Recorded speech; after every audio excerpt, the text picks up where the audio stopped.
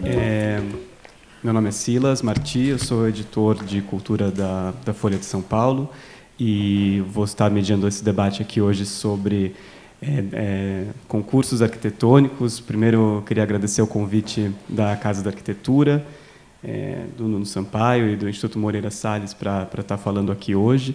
Agradecer também a presença dos arquitetos que vão contar, espero, ótimas histórias para a gente sobre suas disputas arquitetônicas. Começando aqui pelo César Shundi Iwamizu. Ele, enfim, é paulista, formado pela FAU, USP, e hoje professor do Mackenzie da Escola da Cidade. Ele também é o titular do escritório SIAA. Estou falando certo, né? E vai contar um pouquinho para a gente de alguns projetos, mas acho que um deles que a gente estava comentando aqui agora é o Sesc Franca, que vai começar, né, eles venceram um concurso em 2012, e as obras começam no ano que vem, no interior de São Paulo, né? Depois, aqui no meio, o Mário Bizelli, que é paulistano, também formado pelo Mackenzie, hoje professor do Mackenzie da Belas Artes. Ele vai, enfim, comentar alguns dos projetos que eles que já fizeram, né? O projeto do Centro de Artes e Educação, o CEL Pimentas, em Guarulhos, aqui na Grande São Paulo, que é um projeto que foi doado à Casa da Arquitetura lá em Portugal. E, por último, o Emerson Vidigal, né, do Estúdio 41, de Curitiba. Ele é formado pela Federal do Paraná e vai nos contar um pouquinho sobre um dos projetos, talvez um dos mais desafiadores aí por condições climáticas, né, que é a Estação Antártica Comandante Ferraz, na Antártica. Acho que a gente pode abrir já, né, para vocês irem falando um pouquinho, cada um, sobre os seus projetos. Não sei se alguém quer começar. Tinha uma primeira apresentaçãozinha, não? Tem apresentação? Tem apresentação. Acho que a gente... Eu não trouxe nenhuma. Eu trouxe também. Você trouxe? Começa você, vai que você... Quer que eu comece? Deixa eu começar, então. Você é o nosso forasteiro. Unidade externa. Se eu passar aqui, ele já vai? Tá.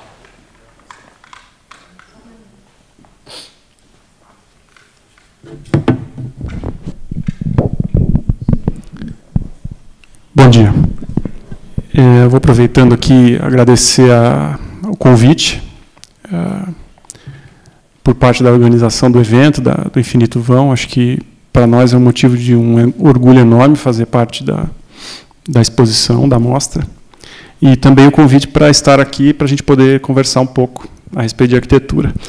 Eu acabei separando algumas imagens e quero tentar fazer isso bem breve, porque a gente tem o tempo apertado. Mas eu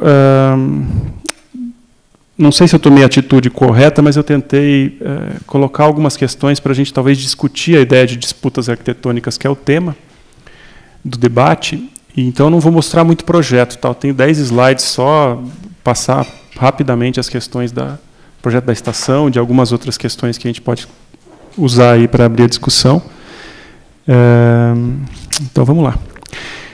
Coloquei essa frase do Louis Kahn, aí, de 53, né? Eu acredito na arquitetura franca. Um edifício é uma luta, não um milagre. E o arquiteto deve reconhecer isso.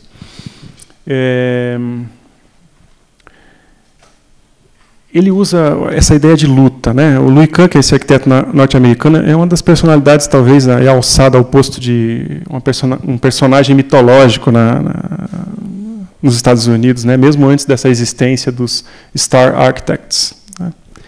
E ele é, de fato, um mito, né? Se a gente for conversar sobre teoria da arquitetura, história da arquitetura, né? A gente passa pelo Kahn. E é um mito de verdade, né? Um pouco diferente desses mitos que têm surgido ultimamente aí na nossa história. Tá? Enfim, pode passar. Eu passo aqui, desculpe.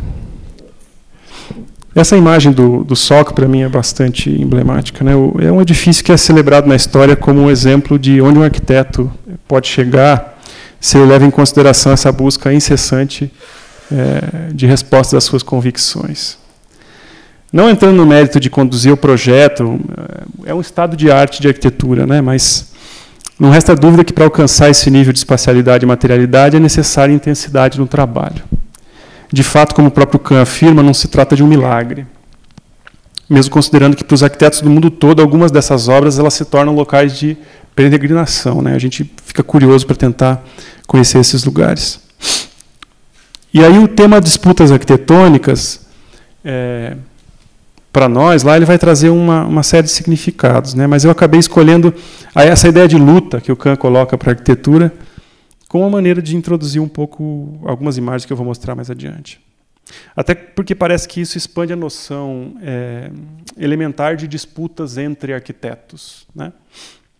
Para nos colocarmos daí diante de uma perspectiva de uma disputa quase que do indivíduo consigo mesmo, ou do arquiteto consigo mesmo, no sentido de superação mesmo, de evolução de ideias, né? Se a gente for olhar para Brasília, por exemplo, nessa imagem é extremamente bonita, né? Poético isso.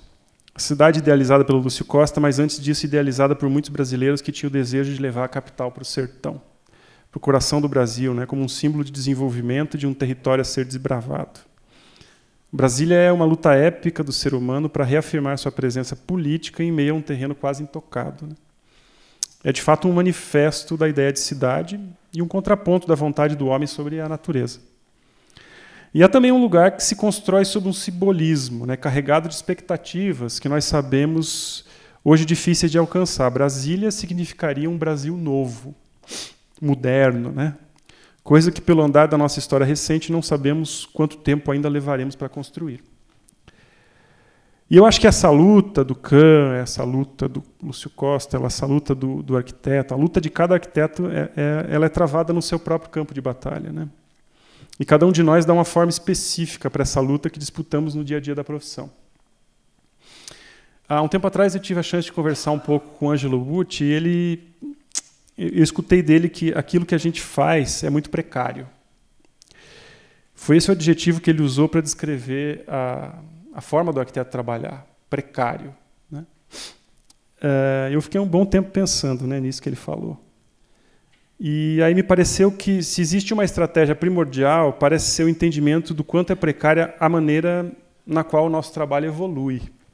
No sentido de que sempre é preciso desenvolver essas abordagens para as questões específicas do lugar, das pessoas, do território, enfim.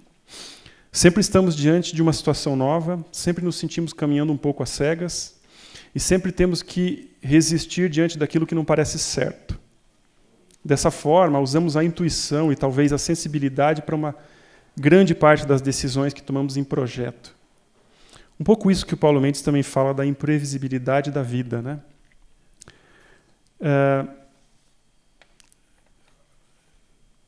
Um pouco dessas palavras, né, que eu vou falando aqui, parece que eu estou descrevendo uma tática de guerrilha, quase, né? A gente está atuando precariamente, de forma intuitiva, respondendo ao que nos acontece em determinada situação, resistindo às adversidades com certo grau de autonomia.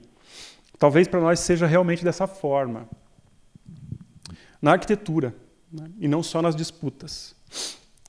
Eu vou mostrar rapidamente algumas imagens para ilustrar como se constitui esse caminho para nós nesses anos recentes. São projetos originais de concurso de arquitetura que estão em desenvolvimento. Mas a ideia não é apresentar projetos completos, e sim pontuar alguns elementos, né, que podem ou não ser úteis para a discussão. Bom, essa é a imagem da Península Keller, né? Esse lugar aí de implantação da Estação Antártica. Há uns anos atrás, quando a revista Suma publicou esse projeto, junto com uma série de outros projetos em locais inóspitos, ela deu um título para a reportagem que era Habitar o Inabitável. E eu acho que é um pouco uma descrição possível desse lugar, né?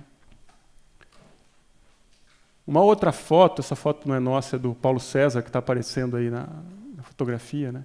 Paulo César era um marinheiro do grupo base da Antártica que passou o inverno lá, né? E aí, num dia de nevasca muito forte, ele foi lá para tirar essa fotografia com mais de 1 metro de neve aí de chão. Essa foto, para nós, lá no escritório, ela simboliza uma espécie de oportunidade, né? no sentido de assim, se questionar quando é que um arquiteto tem a chance, especialmente no Brasil, né, não é o nosso clima, tem a oportunidade de submeter um edifício a essas condições, né, colocar um edifício num local desse tipo. Então a gente até brinca que é o nosso teste de túnel de vento real, né? Então é a estação no último verão, né, no último inverno. E aí, rapidamente, algumas imagens de outros projetos que para nós constituem um pouco e são objeto de concurso de arquitetura, né? A FEComércio, né?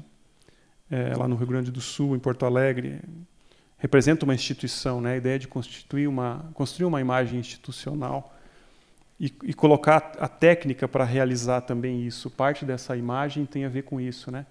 Por que fazer um balanço desse tipo numa praça de chegada, né? Por que tomar esse tipo de atitude, né? Essa atitude basicamente exibicionista, né? do êxito da técnica, né? De onde que a técnica pode nos levar. E também um entendimento da arquitetura como construção, né? Como canteiro de obra, que parece ser uma questão importante também, né? Essa história das botas sujas de lama no final do dia do canteiro de obras, né? do trabalho no canteiro de obras.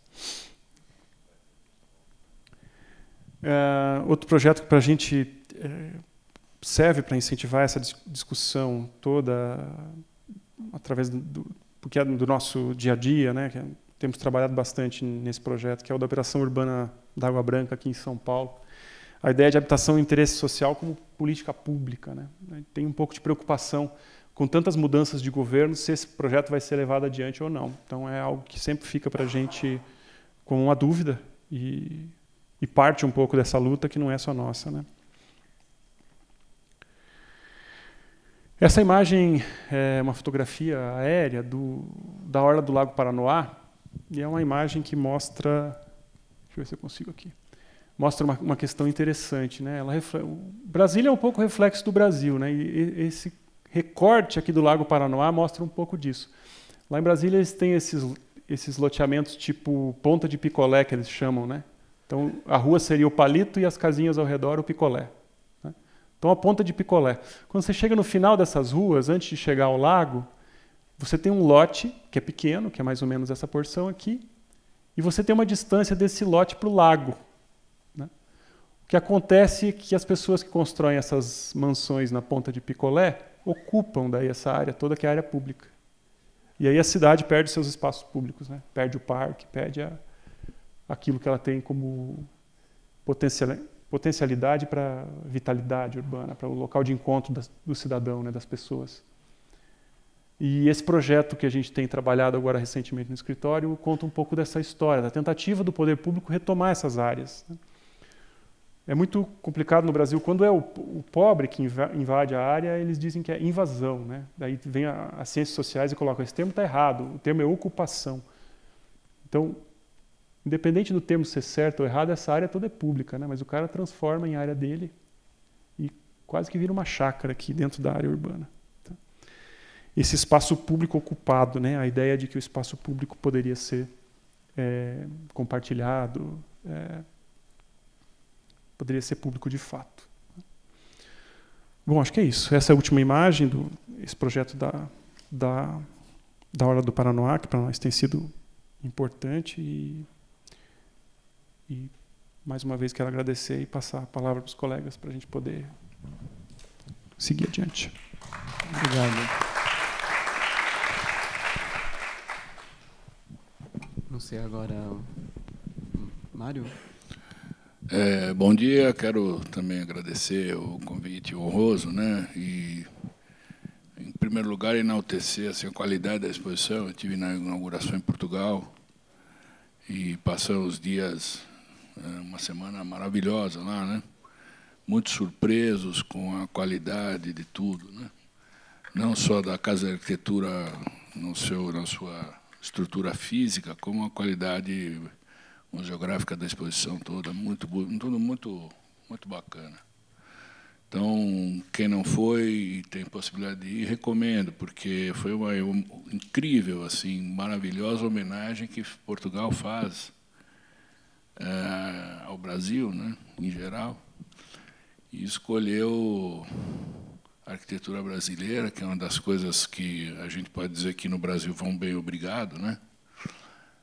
Apesar das dificuldades que é fazer arquitetura no Brasil, quer dizer, o Brasil já deu seu recado em nível mundial, mostrou a consistência do seu pensamento moderno, né? Então, a primeira coisa que eu faço é um ato de agradecimento, assim. Eu faço em nome do meu escritório, mas tenho certeza que todos os arquitetos que doaram para a coleção da Infinito Vão estão com esse mesmo sentimento, né, de gratidão. Porque também a gente sabe que dificilmente uma exposição dessa, né, com esse recorte curatorial, seria possível no Brasil. Então, essa é a primeira coisa que eu digo. Depois, eu separei alguns slides aqui.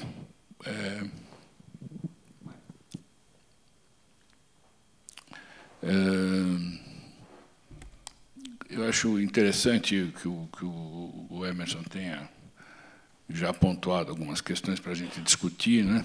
Mas eu quis dar um recado interessante aqui, a partir de dois textos importantes que aconteceram recentemente, né? Vamos dizer assim, quem acompanhou a evolução da tecnologia que vamos dizer assim, invadiu o nosso métier, né? Que foi a entrada dos computadores e todos os softwares que começaram a entrar na produção de arquitetura, foi evoluindo isso até ver que quase que se estabeleceu um limite, né? O limite é quando tudo vira commodity, né? Tudo começa a ficar igual. E então os dois textos, o primeiro deles é o texto do Patrick Schumacher, né, que foi apresentado numa das Bienais de Veneza, acho que em 2008, 2010, que era o Parametric Manifesto, né? Ou seja, tínhamos chegado a uma massa crítica de qualidade tecnológica que induzia, segundo o manifesto dele, a uma inversão completa de paradigma no pensar o projeto, né? Quando já a tecnologia, o algoritmo, o controle geométrico dominaria, vamos dizer assim, seria a grande ênfase, né, do processo projetual, vamos dizer assim, né? Logo depois saiu um livro do Peter Cook, né, que para mim é saudoso, porque foi das primeiras coisas que me chamou a atenção quando eu estava na faculdade, que eram aqueles desenhos incríveis do Archigram, né?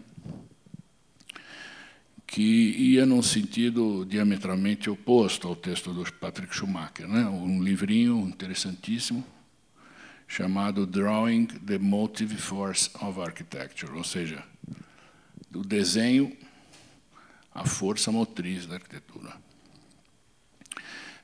Então, hoje a gente está vendo muitos mestres, muitos da velha guarda, né? Pega, por exemplo, Glenn Murcutt, começa a falar da tatilidade e da emoção de desenhar no papel, né? Isso tudo veio porque, de um certo sentido, quase que a tecnologia de reprodução da realidade, ela quase que chegou nesse teto, né? Em que tudo parece muito parecido, fica tudo muito indistinto, vamos dizer assim, né? Impessoal. Então, eu trouxe só desenhos à mão, porque, na verdade, antes de eu me dar conta desse choque de discursos, eu estava fazendo o desenvolvimento do meu doutorado aí no período de 2010 a 2014, e eu acabei revisitando os meus projetos de concurso, né, porque quando você faz um doutorado, você precisa que o que você apresenta tenha uma certa relevância pública, né? Então, quando um trabalho seu é premiado em concurso, ele adquire, vamos dizer assim, uma certa legitimidade como produto cultural, né? E para entender os processos, né, e que foi depois o que eu escrevi no meu doutorado e que está virando um livro, agora vai ser editado e lançado no ano que vem. Eu usei o desenho como um processo de volta ao passado, mas no sentido investigativo, né, para rememorar como que foi o encadeamento de ideias de cada projeto. Então, tem essas duas coisas. Primeiro, colocar essa questão...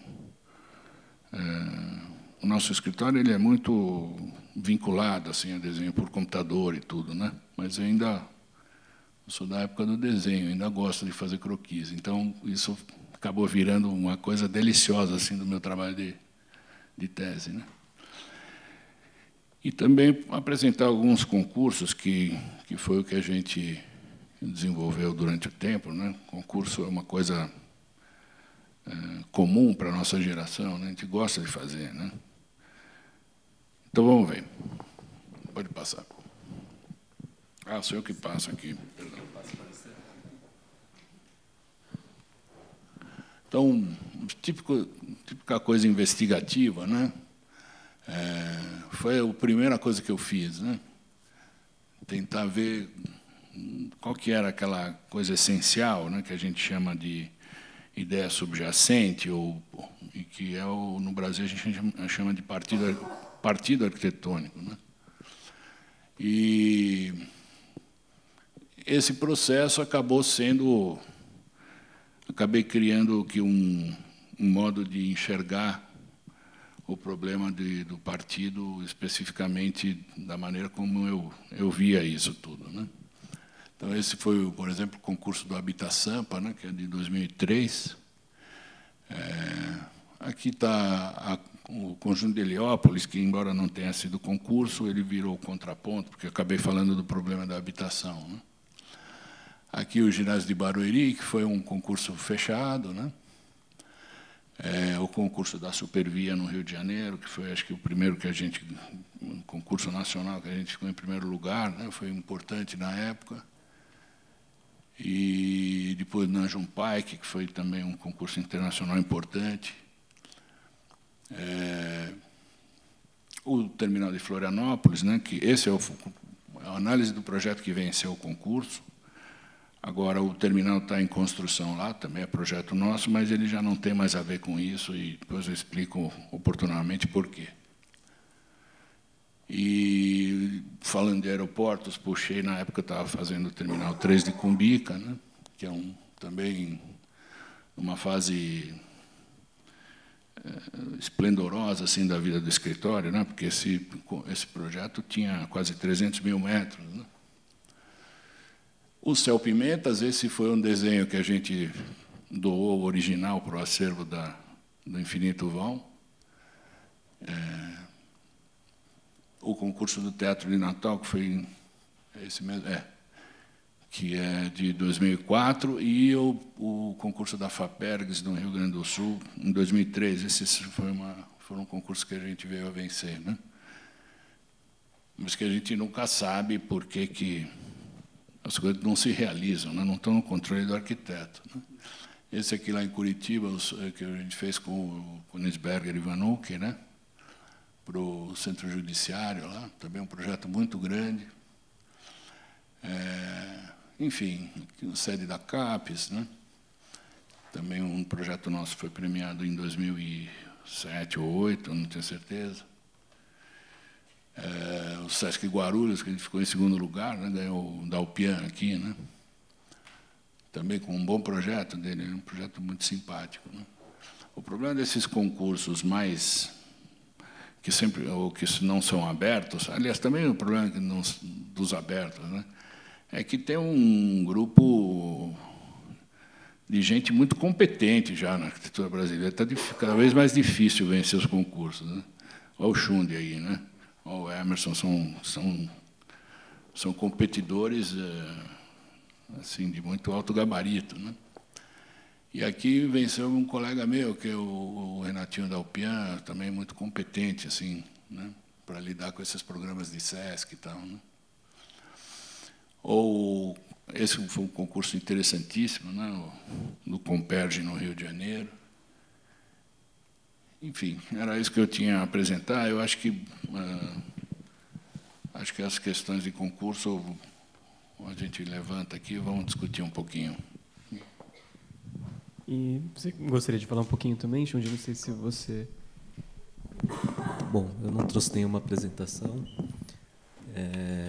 mas, claro, preciso agradecer também a presença de todos, convite do Nuno, do Fernando, e, claro, que é um prazer estar aqui conversando com o Emerson, o Bizelli e o Silas, que, enfim, vocês são referências, porque quando vocês mostram esses projetos, é evidentemente que, mesmo não tendo participado diretamente de alguns desses concursos e outros sim, claro que muita coisa me vem à cabeça, porque faz parte de um cenário da nossa geração, assim, que viveu esses anos todos acompanhando toda essa produção, conhecendo novas figuras, né, e de alguma maneira revela um pouco da potência do concurso de arquitetura enquanto um ambiente de debate, né? E então eu acho muito interessante esse tema proposto hoje, porque na quarta-feira o Nuno fez uma apresentação lá no Mackenzie e falava justamente que, além da exposição, especificamente dessa exposição da arquitetura brasileira em Portugal, ele contou muito da própria Casa da Arquitetura e da importância da casa como uma instituição que vai democratizar esse assunto, né? Não só vai publicar arquitetura, não só vai colocar os arquitetos em debate, mas, sobretudo, vai expandir essa nossa vivência prática para um público mais amplo, né? E, de alguma maneira, tornar o assunto da arquitetura como uma coisa cotidiana, né, para além do nosso universo fechado. Ele até contou uma anedota do Guilherme, que chegou lá em Lisboa, disse que ia fazer uma exposição de arquitetura e o motorista do táxi, né, o da alfândega, falou: e você, prefere o Cisa ou o Souto de Moura? E aí eu me lembrei que eu fiz uma obra em Porto Alegre, que também foi fruto de um concurso com o Eduardo de Almeida, e os taxistas falavam: então, saindo do aeroporto, vocês são arquitetos, então vocês vão ver a obra do Cisa em Porto Alegre, né? E já levavam e contavam todas as histórias que eles sabiam do Cisa. Então, para dizer que, em alguns casos, o assunto da arquitetura consegue sair desse circuito e, de alguma maneira, isso é algo fundamental para nós. Então, nessa questão democrática, para mim, a questão do concurso da arquitetura passa a ser um elemento fundamental, porque, evidentemente, que, por uma questão legal, as disputas arquitetônicas são muitas, né? Você não pode hoje, quer dizer, não deveria necessariamente, a não ser que você fosse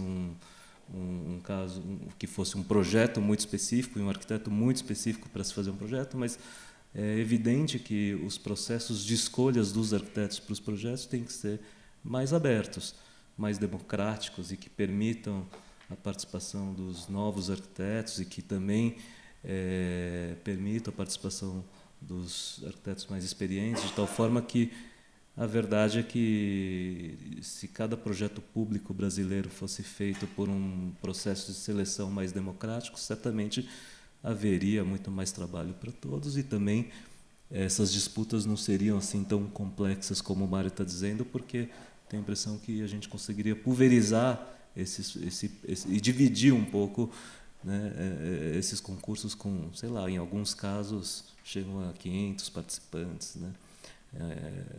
Uma situação de fato um pouco injusta. E eu digo isso porque tenho ouvido assim de muitos colegas uma crítica em relação aos concursos, porque cada concurso envolve um trabalho muito grande de cada equipe, multiplicado pela quantidade enorme de equipes. Isso, em termos de valor, é algo absurdo e, no final, só temos um vencedor. E é claro que isso pesa, mas, de alguma maneira, eu acho que o importante é transformar isso, que é um fardo, numa prática cotidiana, como mais um trabalho, tenho certeza que vocês encaram assim também, onde essa questão passa a fazer parte do cotidiano do escritório e não uma aposta digamos assim, salvadora, né? Quase como um milagre, como você colocou. E a outra crítica que eu tenho ouvido assim, em relação aos concursos de arquitetura está muito ligado também aos processos de julgamento, às escolhas. E a verdade é que nunca todo mundo vai ficar satisfeito com o resultado. Eu mesmo sou um grande perdedor de concursos, mais perdido que ganhei, evidentemente, e aprendi a lidar com isso, porque é necessário ter autocrítica e reconhecer também que cada júri, cada jurado, na sua composição diversa, vai determinar um projeto, pesando lá naquele momento o que cada um acha mais importante. E eu acho que é óbvio que, com isso tudo, com o tempo, a crítica arquitetônica e o próprio exercício de exercer esse julgamento vai melhorar. Então, eu faço uma aposta assim, de que os arquitetos, de alguma maneira, numa disputa mais ampla, têm que se fortalecer como classe e cobrar para que os projetos públicos, e eu até entendo que muitas empresas privadas também estão utilizando o concurso como meio de seleção dos seus projetos. Então, eu acho que essa é uma batalha nossa, é uma disputa maior, e era isso que eu queria falar um pouco hoje, de que isso pudesse ser uma pauta mais presente, no sentido de não minimizar a importância do concurso e, ao contrário, valorizar, porque, por exemplo, nossos colegas de Brasília, né, o Fabiano, por exemplo, tem um site dedicado aos concursos, e não é à toa que lá em Brasília, nessa última gestão da CODIAB, foram feitos tantos concursos públicos, seja para áreas importantes como a do Lago Paranoá, mas até para equipamentos muito cotidianos, singelos, como escolas, postos de saúde, também edifícios de habitação. Mas a verdade é que Brasília deu um ótimo exemplo de como cada capital e depois cada cidade poderia então desenvolver um programa de seleção de projetos públicos. E o retorno que nós tivemos lá dos colegas de Brasília é que, além de tudo, foi um processo muito mais rápido e muito mais legítimo do que as licitações que os órgãos públicos estão acostumados a fazer, que, além de dar um trabalho igualmente, digamos assim, árduo em relação ao concurso, nos processos licitatórios, no caso do concurso você está lá fomentando um assunto que é a discussão do projeto. Você tem critérios muito mais importantes do que um certificado medido em metros quadrados, por exemplo. Então, eu vejo que nessa discussão de ampliar o discurso da arquitetura num ambiente mais democrático, para mim, o concurso passa a ser também um fato cultural, né? Porque, de alguma maneira, está lá se construindo uma produção, um debate arquitetônico cotidiano, né? Onde você conhece os projetos, concordando ou não, você conhece os projetos que ganharam e que perderam, e com isso vai se formando uma outra cultura de como poderíamos fazer as obras públicas brasileiras. Ao contrário, quando se faz uma licitação dessas de preço, que é um absurdo, ou de técnica e preço, que é uma modalidade possível, muitas vezes não se conhece justamente quem ganhou, por que ganhou, não conhecemos os participantes, e aí o resultado um pouco é essa, né? A maior parte das obras públicas não tem nenhuma expressão no que se refere à arquitetura como um valor cultural importante para a nossa sociedade. Então, um pouco da minha fala, assim, que eu queria trazer hoje para a conversa, era um pouco a ideia de não perder a importância de arquitetura, que eu vejo que nos últimos tempos tem um pouco assim, tem sido alvo de críticas dos próprios colegas. E o Mário uma vez me disse isso, falou assim, olha, está ficando difícil, as licitações todas estão entrando num ramo que envolve muita judicialização. E o concurso, ele me falava, naquele momento ainda é o local onde você tem uma salvaguarda, pelo fato de ter sido escolhido por um júri, você tem lá uma condição de autonomia depois de desenvolver seus projetos sem esse peso, né? Então, eu faço aqui uma defesa ao concurso público como uma questão muito importante para manutenção e melhoria das nossas relações democráticas, digamos assim. Obrigado. Obrigado, Xundi. Eu queria colocar uma pergunta aqui para vocês, já que, né, você comentou de perder muitos concursos como um grande perdedor, mas claro que todos eles levam uma energia enorme para, né, quando vocês estão competindo por um projeto, acho que vocês têm que dar o melhor do escritório, o melhor da equipe de vocês, do pensamento, e isso é, óbvio, um grande investimento também de ideias, de desenhos, de possibilidades. Eu queria perguntar a vocês três como fica isso, né? Se no final, se você perde um concurso, para onde vão essas ideias? Vocês consideram ideias mortas, ideias acabadas, ou elas voltam em outros projetos, se ressuscitam, ou para vocês isso entra como um repertório também para futuras, enfim, futuras concepções e futuras ideias? Quem quiser. Quer repetir? Quer transação? Eu acho que acontece um pouco de cada coisa dessa. Quando você perde, e a gente perde a maioria do que faz, é evidente, há uma reflexão em cima daquilo que foi colocado na ata de julgamento, né? Então o júri expressa ali qual o caminho que o vencedor tomou que possibilitou vencer aquele concurso. E para nós resta olhar um pouco para o que a gente produziu, com um olhar crítico, aí sim um olhar externo. Quando você está num concurso, está muito fechado dentro da equipe, dentro do escritório, e isso te cega um pouco às vezes, né, qual é a direção a tomar, mas depois que sai o resultado você percebe que realmente podia ter ido em outro, podia ter caminhado de outra forma, né? Então você usa isso como uma autocrítica, avalia, e algumas coisas você considera injustas também, né? Algumas coisas você olha para o julgamento, ou para a estrutura do próprio edital, ou para a maneira como o resultado acontece e considera injustas. E eu acho que as convicções que você vai construir como arquiteto depois, elas vão tentar equilibrar isso, um pouco de perceber onde você errou e um pouco perceber o que daquilo você fez ainda faz sentido em outras situações, né?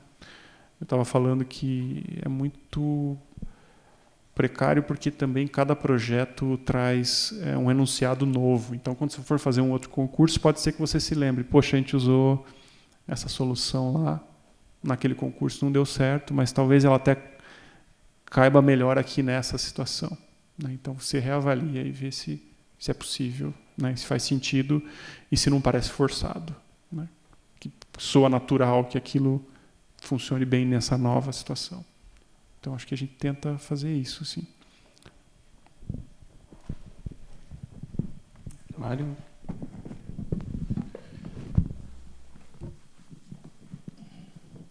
Bom, vou fazer algumas considerações gerais, né? As ideias, na verdade, não se perdem, né? Porque você passa assim, os primeiros anos da carreira quase que fazendo um estoque de estratégias que você, se não usou agora, vai usar depois, né? Por exemplo, o Céu Pimentas, eu acho que foi um tipo de partido que a gente foi experimentando em 3 ou 4 situações até que se tornou viável no Céu Pimentas, né? Por exemplo, então as ideias não se perdem, né? Eu vou fazer assim algumas reflexões um pouco,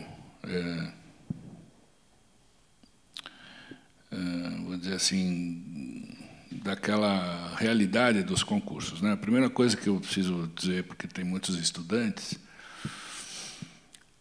explicar isso, né? Como é que o poder público vai escolher esse arquiteto em vez daquele, né? Qual é o critério do poder público? No setor privado, as coisas funcionam por relações sociais, né? Você tem clientes que vêm da tua família, dos teus amigos, isso não, né? Mas quando se trata do dinheiro do contribuinte,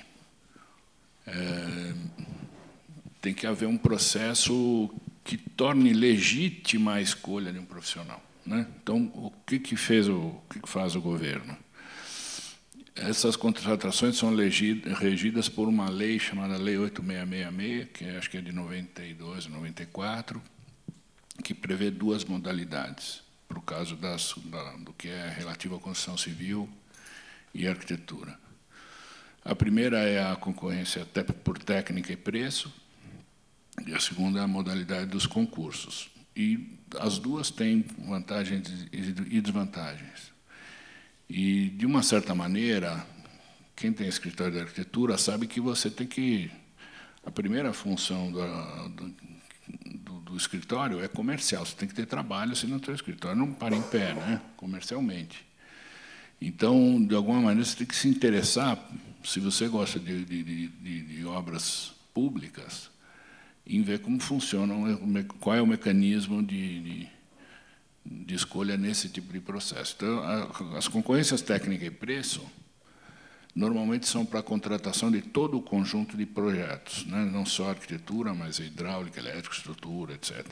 Então, normalmente, o arquiteto entra num consórcio de engenheiros e arquitetos e apresenta a proposta em concorrência.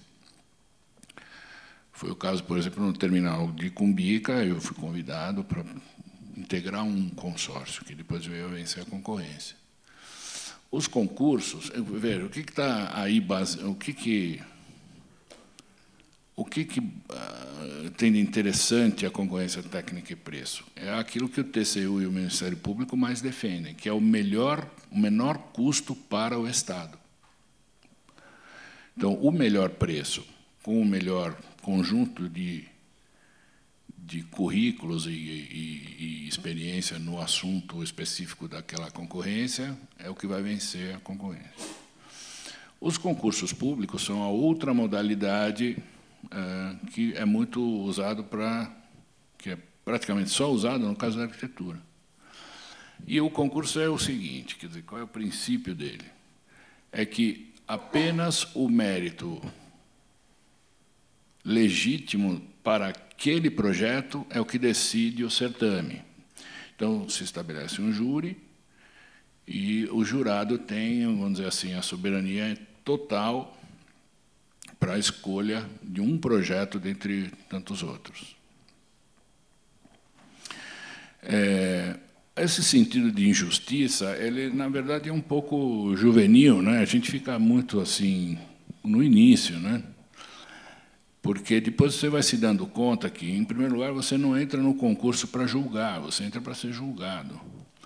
E isso é que nem o futebol. Quer dizer, o juiz ele não está lá porque ele é perfeito. Ele está lá porque, se não houver um árbitro, o futebol vira luta livre em 5 minutos de jogo. Então, é uma convenção que a sociedade adota para que as coisas possam acontecer, senão elas viram briga física, né? Eu joguei muito futebol e eu posso dizer que eu parei de jogar futebol por causa de briga, assim, da briga no jogo, porque não tem árbitro. E o concurso de arquitetura é a mesma coisa. Quer dizer, no início, a gente tem muito entusiasmo, né? Então, você sempre acha que foi injustiçado. Isso é um modo também da gente se consolar, porque os concursos dão muito trabalho, né? É muito trabalhoso apresentar uma proposta. Então, depois você vai vendo que não tem jeito, é necessário que haja uma comissão julgadora e esquece, ganhou ou perdeu, não importa muito, né?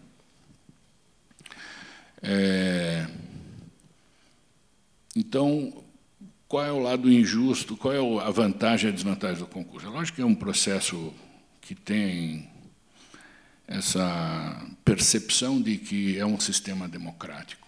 Também eu concordo com isso.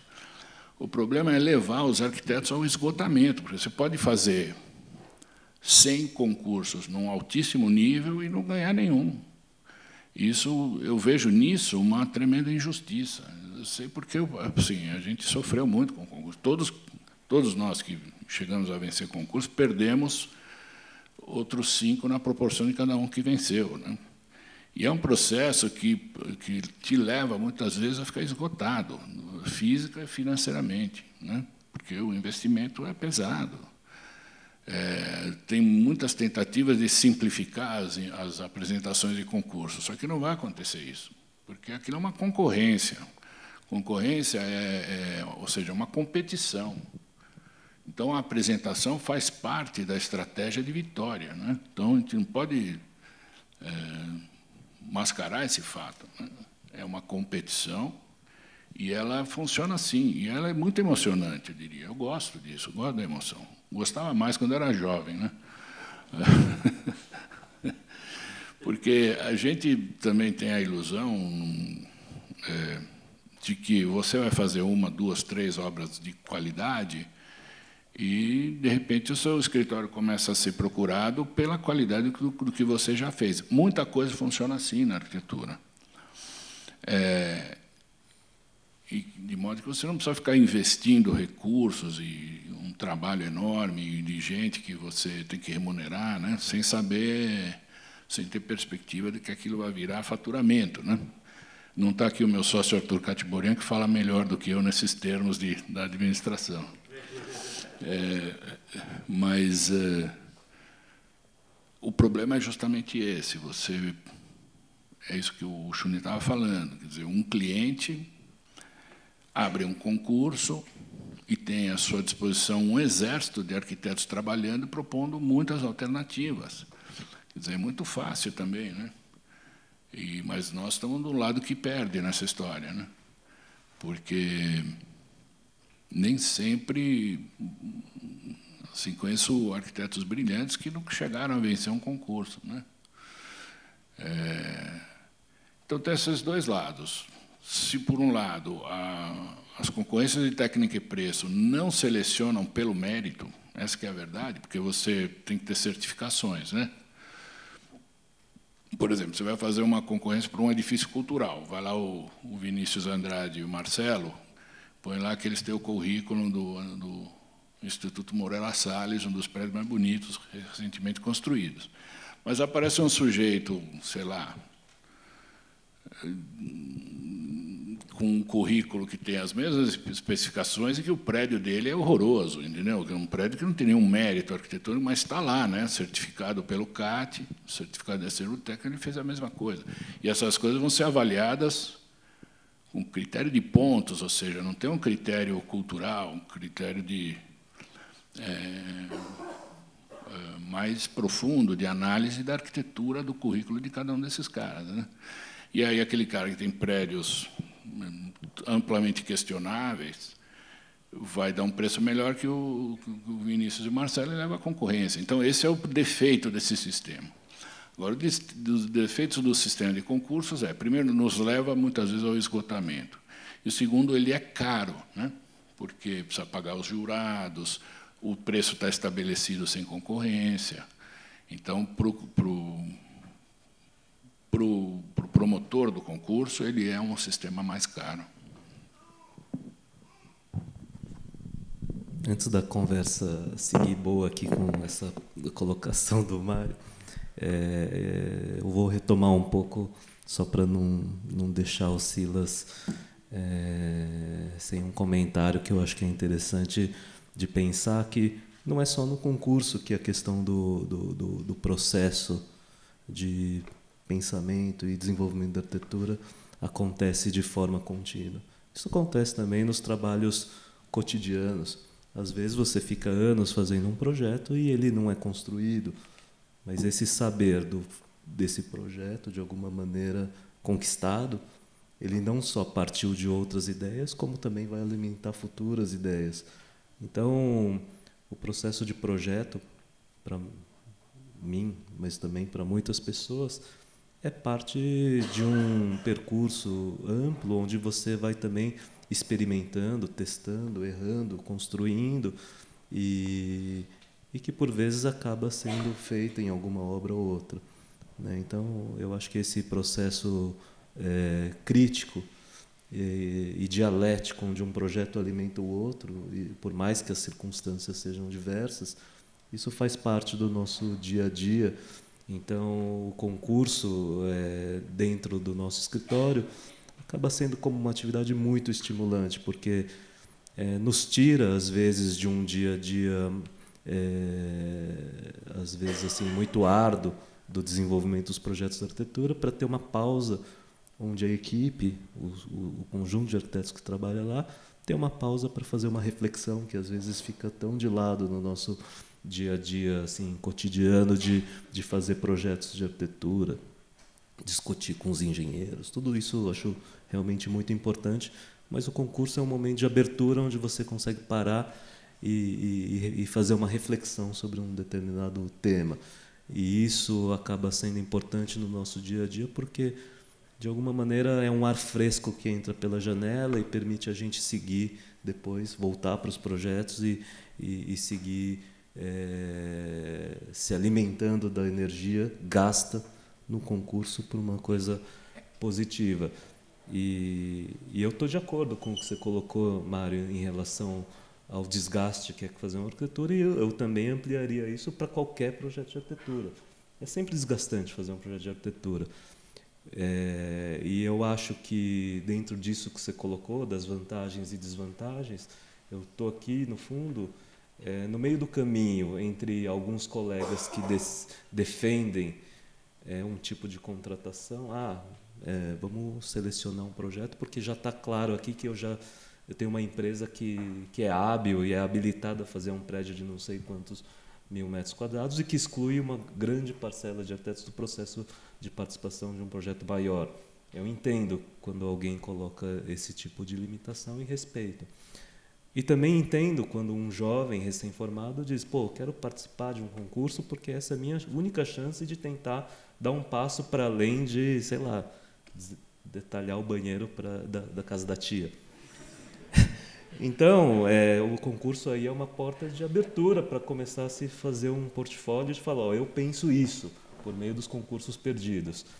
Então, no meio do caminho, o que eu defendo é você estipular que alguns projetos podem ter um tipo de contratação por concurso, algumas empresas têm que remunerar os arquitetos para participar de concursos fechados, outras concorrências são destinadas a arquitetos jovens, como já aconteceu no Brasil.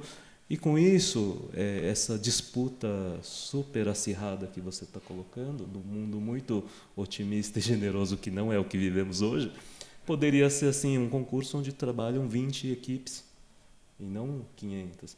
Né? Eu mesmo participei de muitas concorrências técnica e preço, onde parte da técnica era a realização de um projeto. Para mim, eu via como um concurso para fazer uma escola pública na periferia de São Paulo. E nosso escritório viveu anos fazendo esse tipo de projeto, onde, às vezes, um projeto tinha 40 concorrentes, às vezes tinha 20, às vezes tinha 10, às vezes 5 concorrentes. Dependia um pouco da maré, mas a verdade é que, como esse processo desenvolvido naquele momento era contínuo, você tinha a chance de escolher e participar, e não participar de todos, porque não era necessário, você sabia que em seguida haveria um outro, e com isso a gente passou anos desenvolvendo projetos de obras públicas de pequena escala, que os grandes também não tinham nenhum interesse, fazendo projetos de arquitetura. Bons ou ruins, com limitações ou não, eram obras públicas que a gente vinha fazendo sistematicamente no escritório, com uma concorrência que não era tão acirrada quanto essa que você está falando, dos grandes concursos públicos, que, claro, também tem que continuar existindo. Né? Mas se cada cidade promover esse tipo de obra, eu tenho certeza que você vai conseguir ter um equilíbrio melhor nessa relação. E eu também estou de acordo que sempre vai ser difícil e sempre vai se perder e sempre vai ter alguém mais descontente e um único feliz, né? Então, o escolhido. Mas a minha colocação era nesse sentido e no fundo, eu também acho que essa ideia de perder que te deixa nervoso, isso também já aconteceu muito comigo. Mas eu prefiro agora virar a página e já partir para o próximo, porque eu tenho usado essa estratégia de auto-engano, assim, de esquecer um pouco e já partir para o seguinte. Sei lá, é um jeito que eu utilizo para defender dessas possíveis frustrações. A gente está chegando ao fim aqui do nosso tempo, mas eu queria fazer uma última pergunta, e aí, se vocês quiserem comentar. Né, só lembrando a exposição, né, em Portugal, que, né, acho que quem não pôde ver, talvez veja o catálogo que me disseram que está sendo feito, mas que ela passa por vários momentos da história da arquitetura no Brasil, né, ao longo dos últimos 90 anos, né? e são momentos pontuados, né, muito em que existem concursos muito importantes, depois menos concursos, depois crise, depois ditadura, depois, enfim. Eu queria saber a opinião de vocês sobre o ambiente atual para os concursos, tanto públicos quanto fechados, privados, e qual a perspectiva para as ideias e para os concursos na atualidade, nesse novo governo que a gente teremos a partir de janeiro, que me parece um pouco hostil às artes e às ideias em geral. Queria saber a opinião de vocês. Posso começar a dar o tom dessa, depois, não sei se vocês discordarem, podem falar.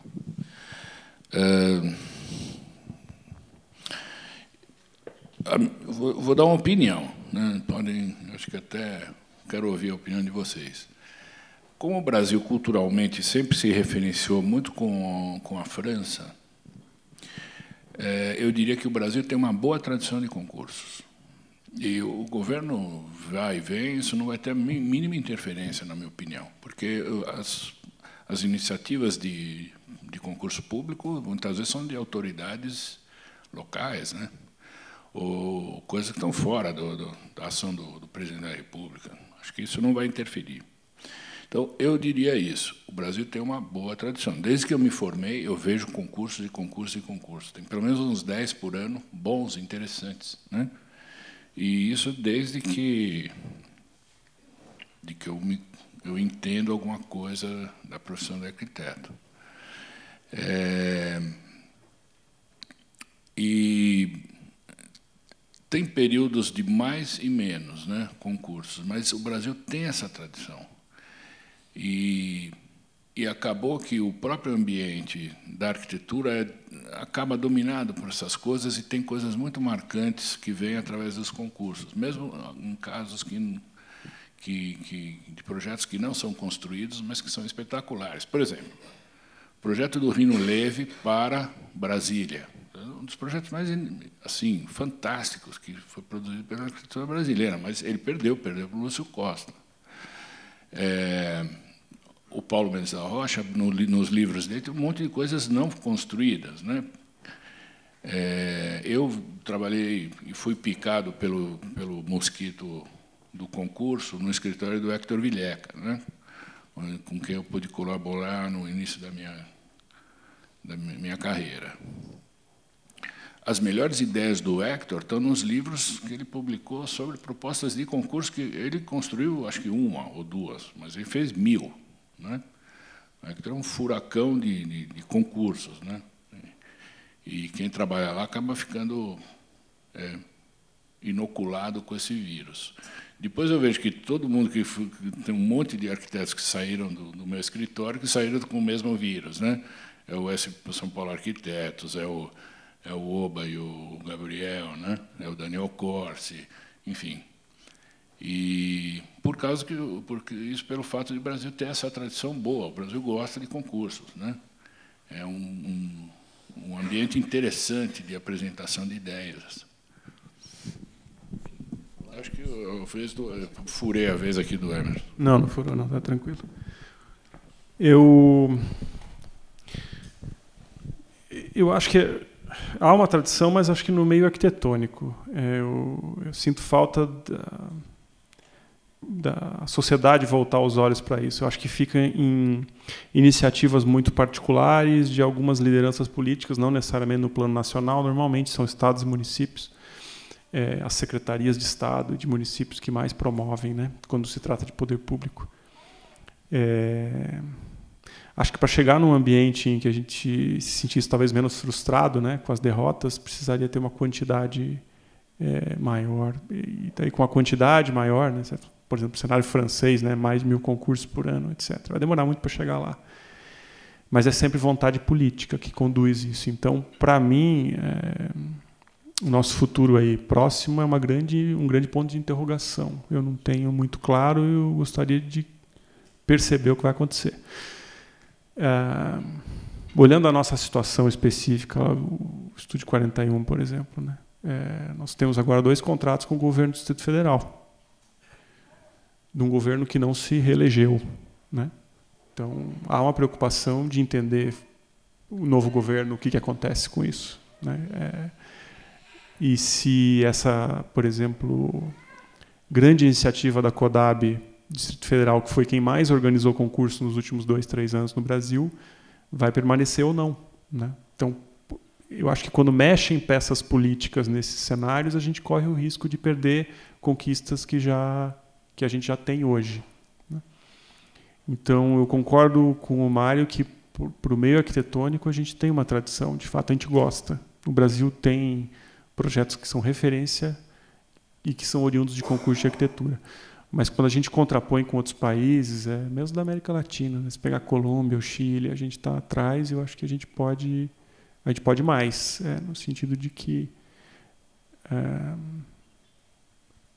começa a ficar mais democrático, de fato. Porque, por enquanto, acho que a quantidade ela restringe muito a gente dizer esse alcance democrático.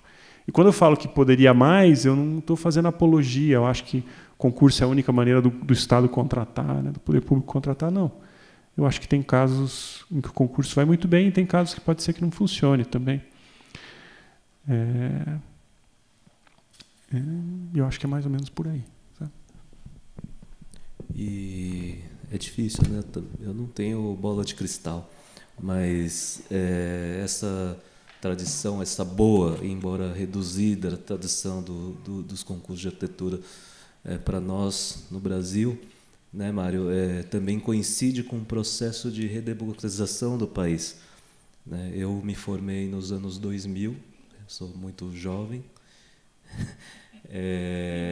menino, então pode ser que eu esteja falando uma grande besteira, mas eu tenho uma visão de que dentro desse processo de redemocratização, os concursos começaram a aparecer e começaram a se ampliar, não chegando nessa quantidade que o Emerson está dizendo que seria o ideal, que eu também estou de acordo, 1000 concursos por ano, pensando no tamanho do país, na quantidade de cidades, na necessidade de desenhar e construir tantos equipamentos públicos que nos faltam.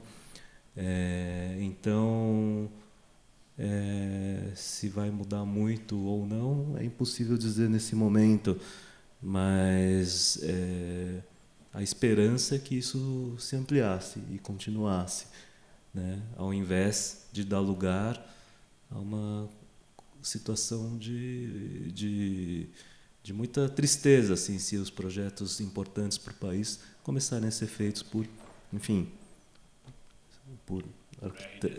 RDC, por arquitetos que não têm uma produção cultural, que não consigam enfrentar os problemas da realidade das cidades brasileiras, né? Então, eu tenho um temor em relação a isso e, óbvio, em relação a muitas outras coisas, quando a gente começa a se distanciar de alguns valores democráticos e de diversidade, inclusive, onde você pode justamente se expressar por meio de um projeto, contrapor algumas ideias por meio de um projeto e, claro, ser escolhido ou não, mas num ambiente democrático onde você pode colocar sua opinião publicamente, e o júri também pode publicamente colocar sua opinião dizendo por que preferiu A, B ou C. Então, esse temor eu acho que não é só meu, é de muita gente, né? E a expectativa é que a gente, por meio dessa visão do Mário, a gente continue, então, tentando trabalhar dessa forma, já que nada vai mudar, né, na sua opinião. Espero que esteja certo. Obrigado, Xundi. Bom, vamos ter que encerrar aqui agora. Enfim, acho que a gente poderia continuar essa conversa, embora tenha acabado num tom um pouco negativo, mas, enfim, é o que temos no Brasil neste momento. Mas agradeço a presença de todos vocês, agradeço à Casa da Arquitetura e ao Instituto Moreira Salles. Muito obrigado.